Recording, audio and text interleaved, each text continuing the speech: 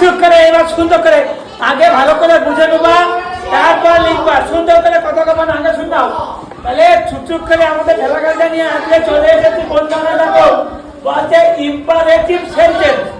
Imperative sentence মানে কি? Imperative sentence মানে আদেশ, অনুরোধ, উপদেশমূলক বাক্য। আদেশ কোনটা ভালো করে শুনবা। আদেশ বললাম, এই অখোশ রিয়া চলে যাও, এখনই বেরিয়ে যাও, এটা আদেশ। কি বললাম? আদেশ, অনুরোধ আর উপদেশ। রিয়া বেরিয়ে যাও, এটা কি আদেশ করলাম। চলে যাও, এখনই চলে যাও, এখানে থাকবে না তুমি, চলে যাও, এটা আদেশ। আর কি বললাম? রিয়া প্লিজ বাবু প্লিজ তুই অঙ্কটা কর, এবার একটুখানি লেখ, এইবার তুই একটুখানি পড়াশুনো কর প্লিজ। এই যে এটা অনুরোধ, এটা কি? তাহলে আগেরটা আদেশ, এটা অনুরোধ, বুঝতে পারছো? এইবার উপদেশ কোনটা বাবু? বাবা মায়ের কথা শুনতে হয়, বাবা মাকে মান্য করতে হয়, ডাক্তার যা বলে সেই মতো চলতে হয়, গুরুজনদেরকে আর কি একটুখানি সম্মান করতে হয়, বুঝতে পারছো? গুরুজনরা যা বলে তাই শুনতে হয়, এগুলো উপদেশ, এগুলো উপদেশ। তিন রকম বাক্য, একটা হচ্ছে দিয়া বেরিয়ে যাও, আদেশ।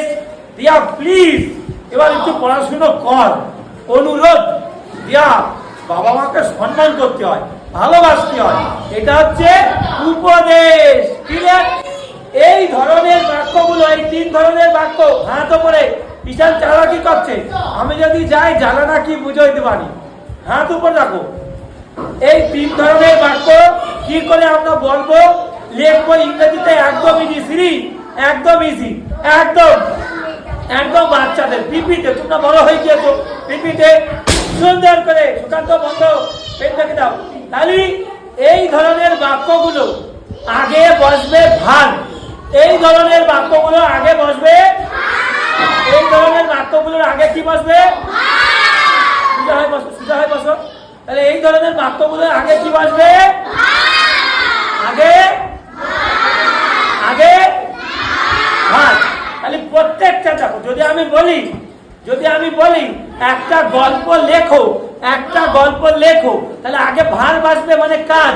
কাজ কি? লেখা। লেখা ইংরেজি কি? রাইট। তাহলে রাইট আগে আসবে, রাইট একটা মানে এক, আর গল্প মানে story, write a story. Please please write a story, দয়া করে একটা গল্প লেখো, অনুরোধ করছি।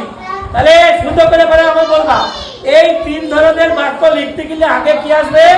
ভার। আগে কি আসবে?